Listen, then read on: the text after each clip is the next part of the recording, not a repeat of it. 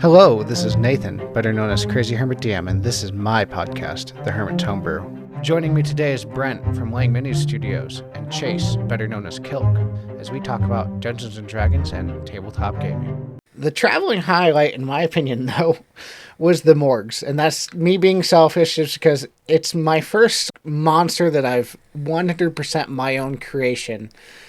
And that's just...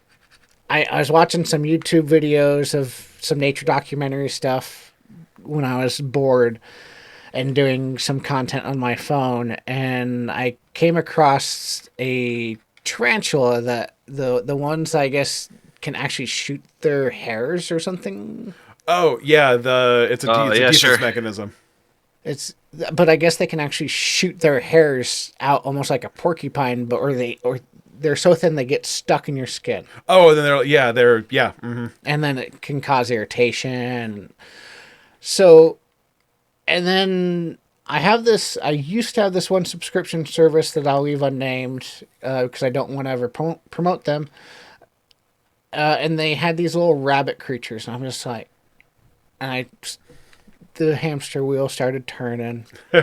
And as I'm doing all this content, it would be cute as heck to have like a cockatrice type monster that's like this little monster stone hen thing. Yeah, that can turn people to stone, yeah. I go, imagine just coming across a little rabbit in the middle thing. This thing looks harmless, which is a very Monty Python type thing at that. So it's just like compiling in my head and feeding into me even more. And imagine if you just petted it and it turned you to stone. Yeah. And that's its defense mechanism for it can't get bitten. It's kind of like you never pet the wildlife down in Australia. Don't pet the wildlife in Svartalheim. Yeah, that's a bad idea.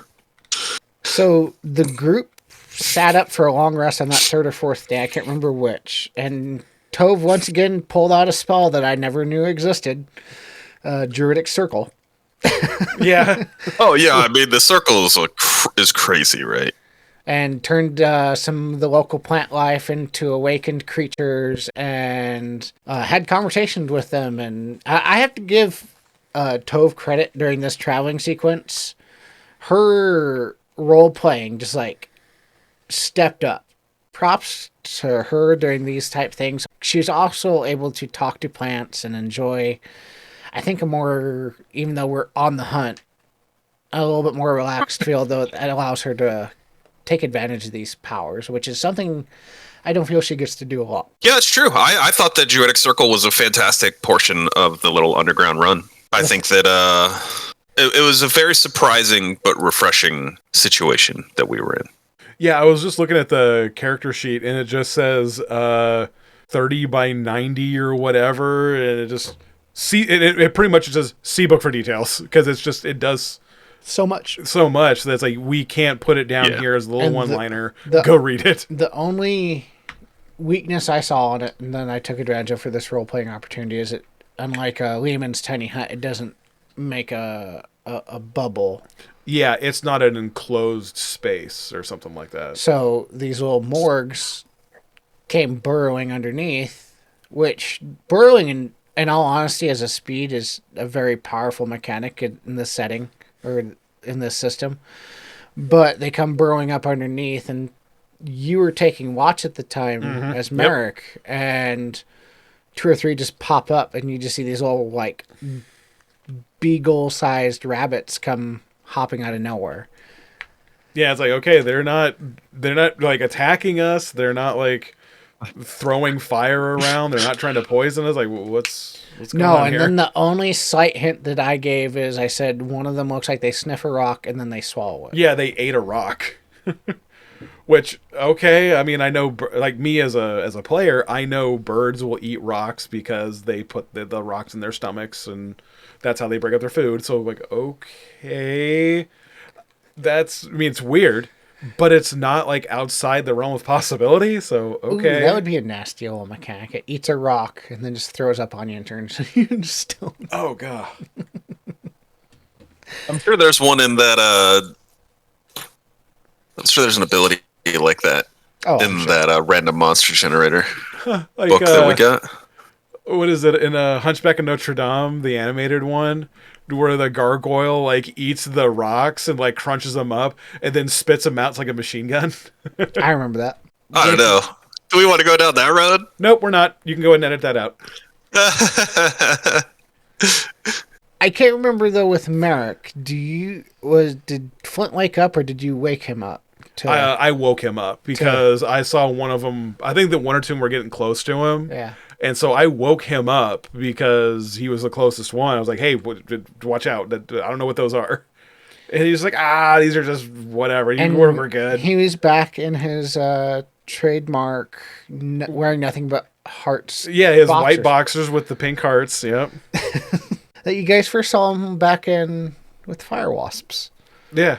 Yeah, it's always... It's which always anyone that wants to watch that episode, you can go travel down our plethora of episodes and listen to that, or Flint and Merrick filled fun. Yeah, to where the bard gets kidnapped by fire wasps and drug off in his underwear. A session or two after finding him, or he joins the group. Yeah. Then we had to have the conversation of, are we saving this NPC? And we did. We actually were like, do we save this guy or do we move on? Because he's not the first NPC that we watched get drug off by a monster. And the first one we kind of went, no one cares about him. I have to give, call back to that particular episode or that session. I have to give Vicky, being the voice of like Jiminy Cricket there, like, no, we have to go save him. He's a living person. Well, temporarily. He helped us out. Yeah, and he did help us out, right? He did cast the spell and get dropped to 0 hit points, which enabled our break into the back rooms of Mahadi. So, we made a deal with him. Plus, he liked Toybar liked him because he played music. And he could cast spells, like... I have to give Vicky credit, though. There are times where we get a little bit more complicated with this group. Yeah. And she's been that voice of morality in our group of like, no, we're doing the right thing here. Like, fine. We'll go be heroes. Which is a very out-of-character thing for her as well some days. It's like, no, we need to do the right thing. Even though we don't want to. I guess if we have to. Yeah, okay, Mom. She is a mom to 3 kids. Yeah, exactly. 4 with Cora. Yeah. Merrick got to show his comedic hesitation, though, knowing all too well that me as a dungeon master doesn't throw just fluff encounters without a catch. Yeah, I knew that... me as a player, I was really on edge because I know Nate just doesn't do stuff just for funsies. So like, okay, there's something going on. Oh, this was for funsies. Just not. Well, I mean, but there was, yes, it was for fun, but there was a catch. Yeah, like you said, there's something else going on. Yeah, it played on past encounters that subvert expectations, and in my little notes, I wrote here that has like shades of the movie Galaxy Quest with the little cute aliens that are actually like cannibals, or they're cannibals. Galaxy Quest. Mm-hmm. So that brings up an interesting, maybe little tidbit. The idea that you play a lot off of, the tendencies of your players, right? Yeah. You DM for them long enough, that, hey, if I put this here, odds are they're going to do X. And so how do I mess with them and their specific player tendencies?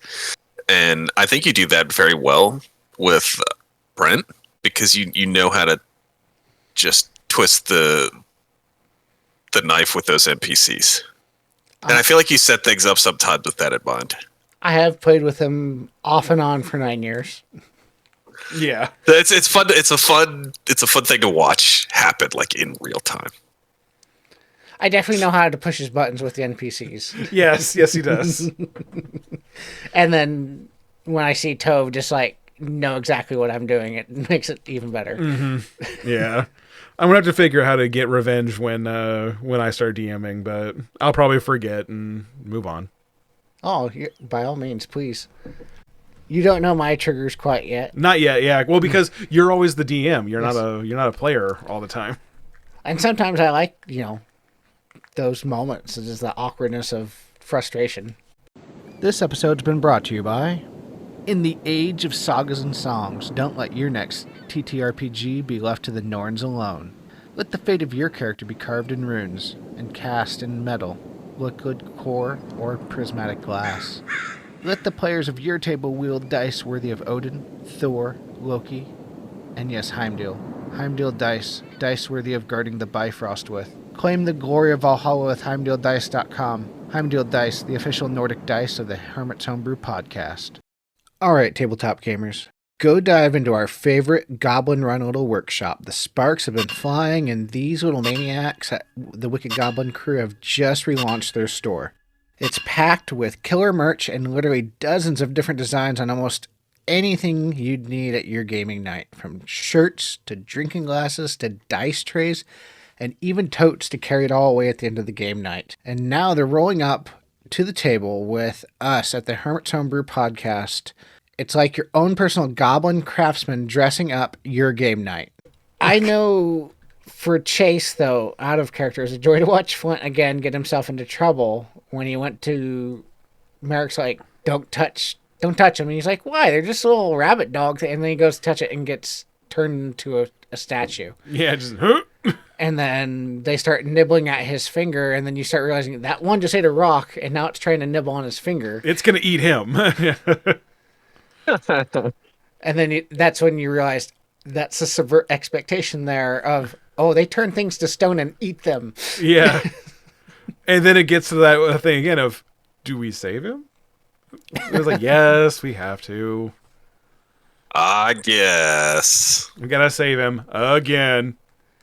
But like I was mentioning, we've joked that this is like it is a reoccurring theme with Flint, especially since the fire wasps. But like it raises a deeper question to me: can a creature be terrifying yet harmless at the same time? Because I think I kind of achieved it with this monster, and I'm trying to think of like other monsters that kind of have that. It's harmless, but it's terrifying. Like I know the part of the inspiration was the cockatrice. It's basically a chicken. It was a demonic-looking hen that it can do petrifying gaze. That's scary but harmless. I know there was... Well, you guys maybe think of an answer. There was...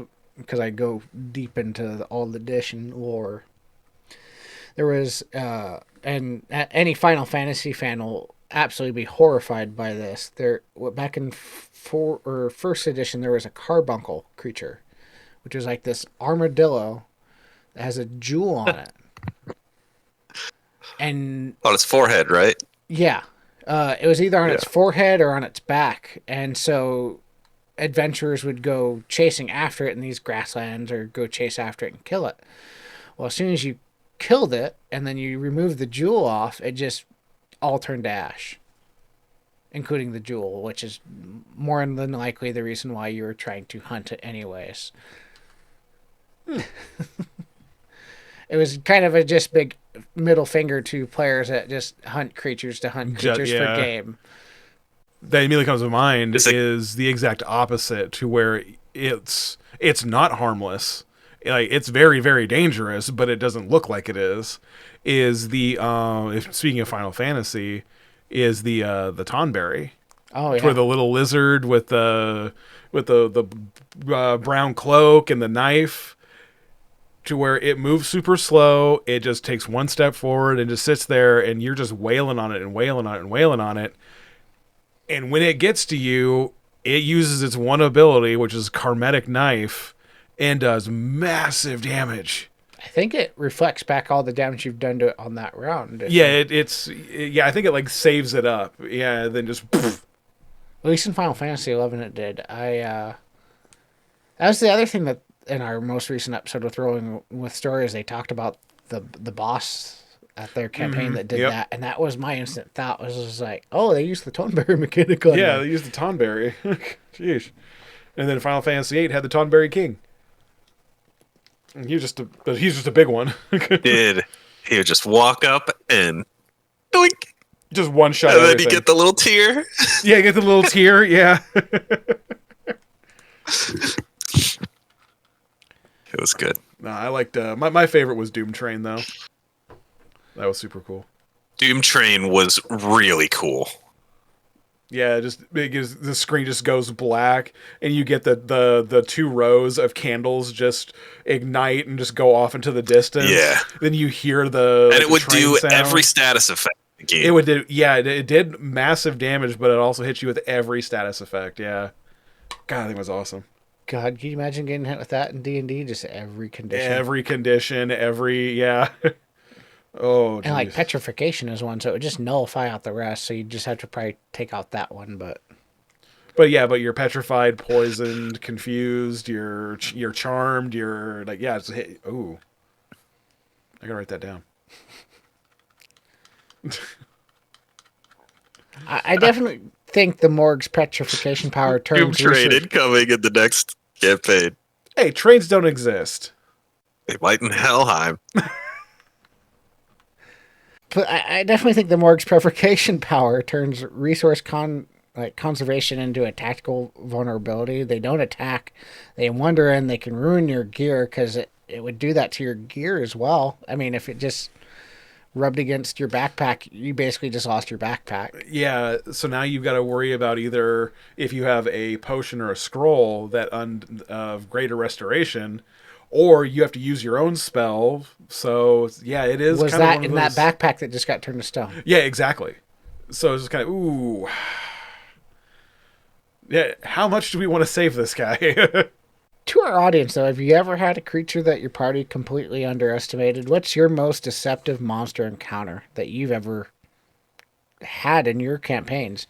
Has a player ever popped off a spell that you didn't know existed, like Tove did with the Druid Circle?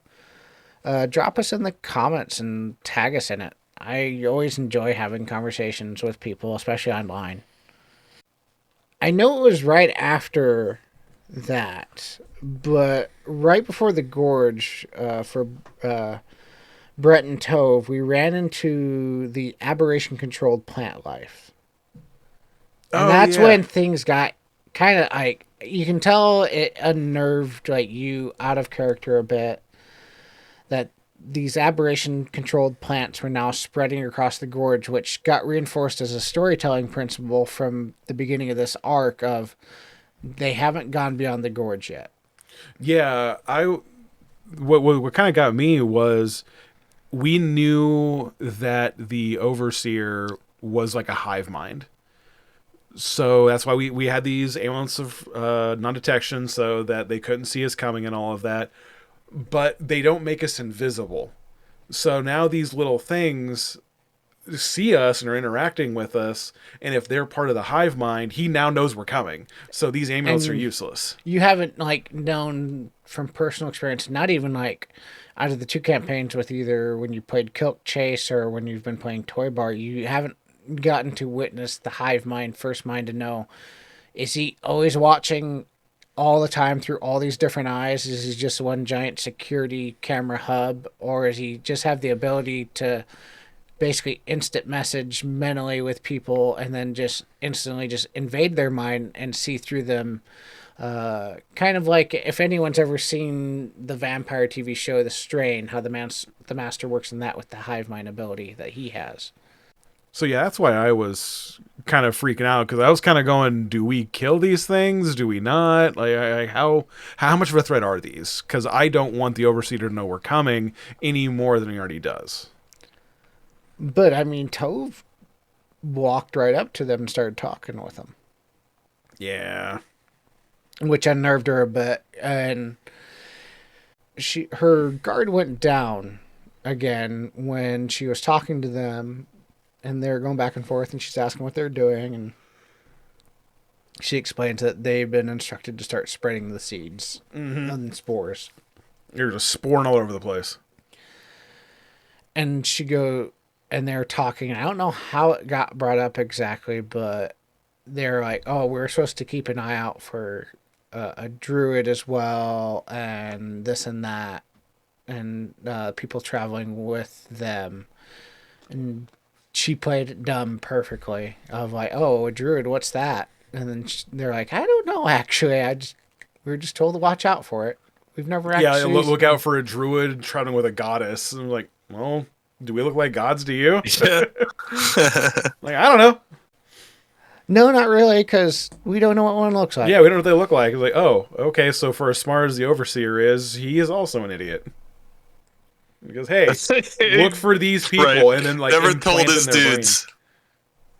brain. Oh, what's that, Chase? He never told his dudes what to actually look out for. Yeah, exactly. Yeah, never gave the mug shot. Yeah, never gave the mugshots, yeah. But after kind of an interaction with them, it was a nice little quirky like interaction, and it kind of, I think, raised the tension meter up one. Yeah, it raised the tension, but it also got a little bit of that that comedic beat. Yeah. To where, yeah, we're going into this super heavy thing, but there's still stuff that can happen that can make you laugh. And for the first time in the campaign, I will say our druid had a pleasant conversation, technically with an aberrant. Oh, yeah, that she wasn't freaking out about, yeah. She ended up having more here in a future episode, at least one out of them all, but we'll get into that here in a bit. And then the other comedic beat we had is the group finally got to the gorge, which I think we've forgotten to mention up to this point. When we first got to the tunnels, it was mentioned to Crimgash during all this is like, we go this way, this way, this way, until we reach a gorge. You go across that gorge and there should be a gate that leads to the Overseer. And then they explain that this gate is literally a way station to the far realm, or at least that's what they're theorizing, because no one's actually been in there. And he's surrounded it around the grove, which he's resided in for the last 40 to 50 years. And I'm looking over at the whiteboard we have on the wall, and we wrote that down months ago. Never like Grove. Which is inspiration off of the Out of the Abyss book, which you have. Yep. But this gorge is like 200 some feet across, and without using fly spells or using resources, the group summoned Skludbladnir. The flying ship. The flying ship inside the gorge. This golden ship of Freyr back in the day when he was still alive in our setting, and then realized, we don't have enough people here to pilot it across the gorge. Just as a DM, because it was the end of the session, it was 10 o'clock, 10:30, I just kind of gave you guys the nudge of like, you guys summon this ship, you guys get to one point of it, and you poke the side of the cliff, and you basically pop into neutral and roll across the gorge. We got the ship to pop the clutch and just kind of roll forward. And I go, it takes forever to get across. But we did it. You get there. And that's where that session ended. The next time we played was the group got across the gorge.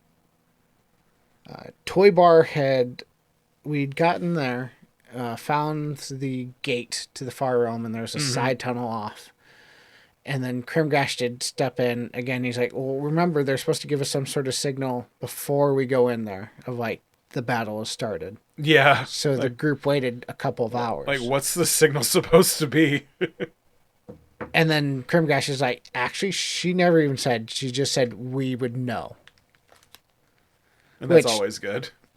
Which, when it did happen, it was a giant earthquake and a giant rattle throughout Svartalheim of them attacking, because it's this large stellar force that's attacking, and I imagine with everybody just ramping in there, it'd be this giant quake. Yeah. Before going into there and this quake happened, something interesting happened with Toybar. Toybar stepped into the unknown and left a piece of him behind, technically. Magic in this wild and this powerful setting, as I've always said, comes at a price. And you go across... so in Forgotten Realms, there's the Sorcerer, I believe is how it's pronounced. In our setting, it's magical radiation, which is left over from a great war in the beginning of the first age between the Light Elves and the Dark Elves, and it's the whole reason why Svartalheim is the way it is, and won't get into that so much because that is actually the storyline for our next campaign, which Brent will be taking over. Yeah, no spoilers. By the end of the travel, Toybar entered the Sorcerer down this side tunnel, this raw, unfiltered, unstructured magic and failed his save. the initial stepping into the magic, and then he went deeper in even more, even after failing the save, and was indefinitely changed. You emerged with a singular goal, unable to recognize madness that was forming in your mind, Toybar. And what was interesting was the thing that you rolled on the table was something that you've actually, over the course of probably 2/3 of this campaign, have been struggling of, do I take Toybar this direction already?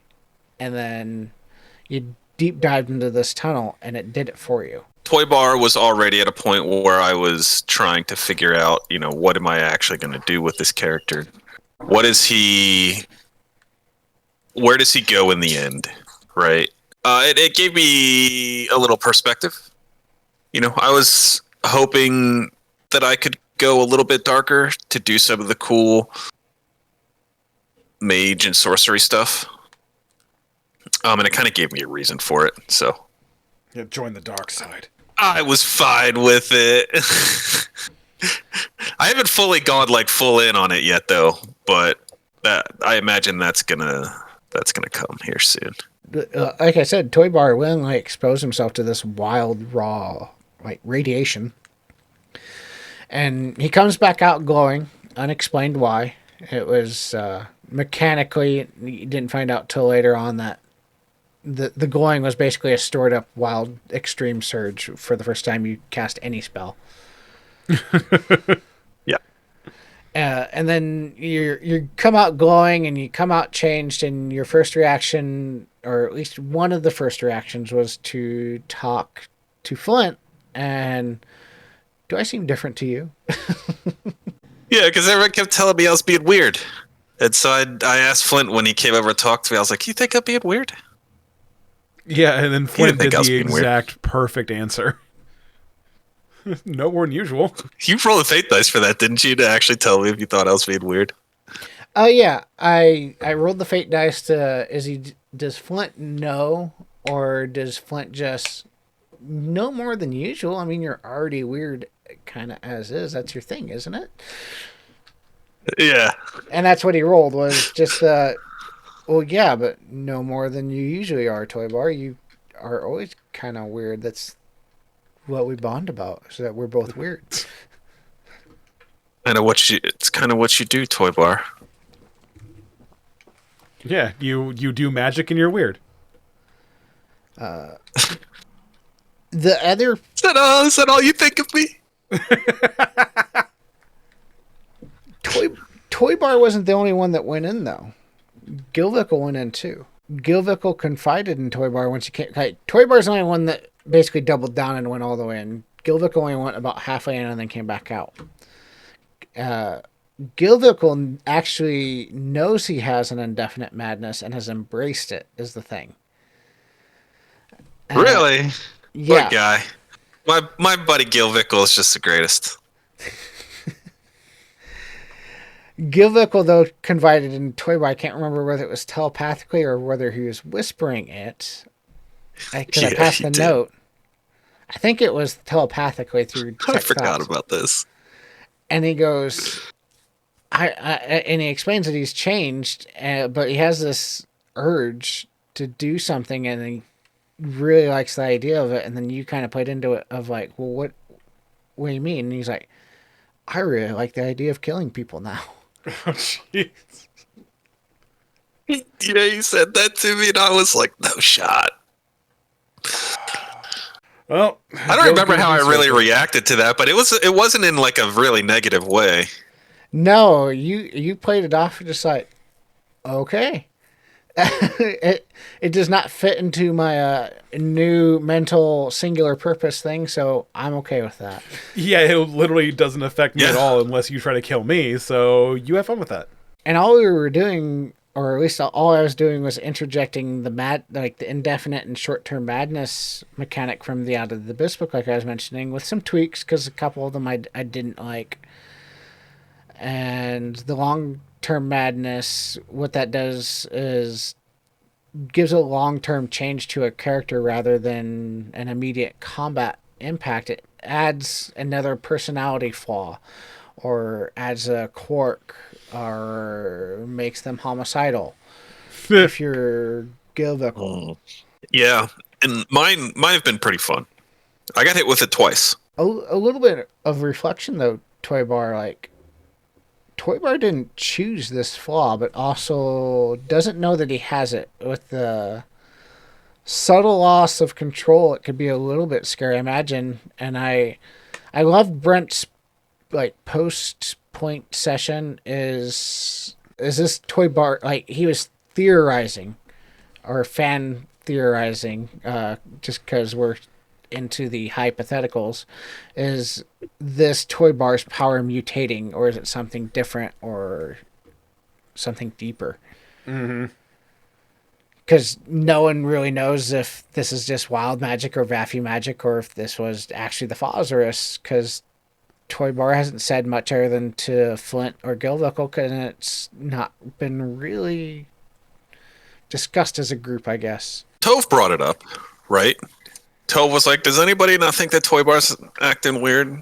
Like, he clearly wants to keep whatever it is he has. Like, and that's why I asked Flint. Because if Flint would have given me an affirmative that I was acting out of character or weird, I would have hit myself with my the remove curse scroll. So because Flint gave me a positive answer that I wasn't acting weird, I didn't do that. So now I just kept it, and it's been entertaining.